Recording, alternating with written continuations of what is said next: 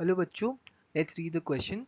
Water rises in a capillary tube to a certain height such that the upward force due to surface tension, it is balanced by 75 into 10 power minus 4, 75 into 10 power minus 4 Newton force due to the weight of the liquid.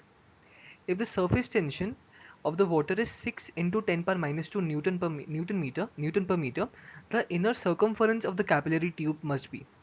So question में first of all बोला गया कि capillary tube है, उसमें पानी एक certain height तक rise हो जाता है एंड जो अपवर्ड फोर्स है due to surface tension it is balanced by the weight of the water, weight of the liquid. अब हम लोग को सर्फेस टेंशन दिया हुआ है एंड हम लोग से क्वेश्चन में पूछा गया है कि inner circumference of the capillary tube कितना होना चाहिए. So let's see the key concept in this question. की कॉन्सेप्ट है,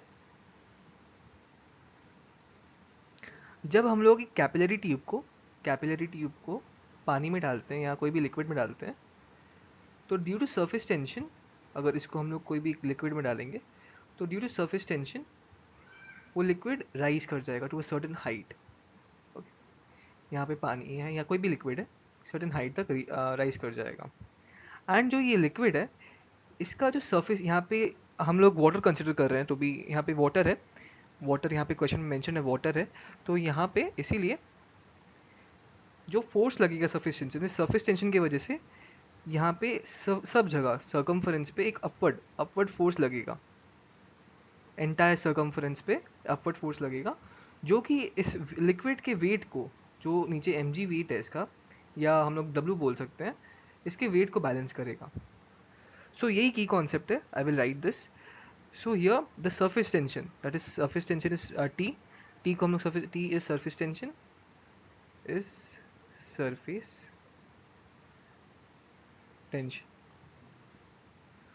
सो ये जो सरफेस टेंशन है, इसकी वजह से तो अपवर्ड पुल लगेगा पूरे सर्कमफरेंस पे 2 पाई आर. आर है रेडियस, आर है रेडियस, यहाँ पे मैं, हाँ ये आर है रेडियस. ये बैलेंस करेगा wait of the liquid, that is water. इसको हम लोग डब्ल्यू भी लिख सकते हैं. सो हम लोगों को यही की कॉन्सेप्ट है. सो हम लोगों को क्वेश्चन में टी दिया हुआ है, T is given as 6 into 10 पर minus 2 newton per metre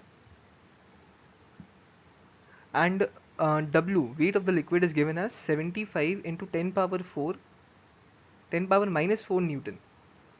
So using the above formula we can say T into 2 pi r, पूरा सर्कमफरेंस हम लोग को निकालना है, circumference is 2 pi r is equal to W. तो यहाँ से circumference that is 2 pi r, उसका वैल्यू आता है W अपॉन टी, जो कि होएगा 75 into 10 power minus 4 whole divided by 6 into 10 power minus 2, जिसका वैल्यू होता है 12.5 into 10 power minus 2 metre. So हम लोग क्लियरली देख सकते हैं आंसर डी है, and we can write answer as answer D, 12.5 into 10 power minus 2 metres is the circumference of the capillary tube.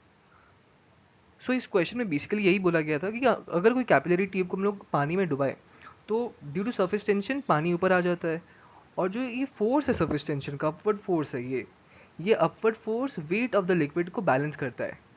And हम लोग ने वही इक्वेशन लिखा और वैसे ही हम लोगों ने सॉल्व करके सर्कमफरेंस निकाल लिया. 2 पाई आर सर्कमफरेंस है, उसका वैल्यू 12.5 इंटू 10 पर माइनस 2 मीटर्स है, जो कि ये option D. So I hope आप लोगों को सोल्यूशन समझ आया होगा. Thank you.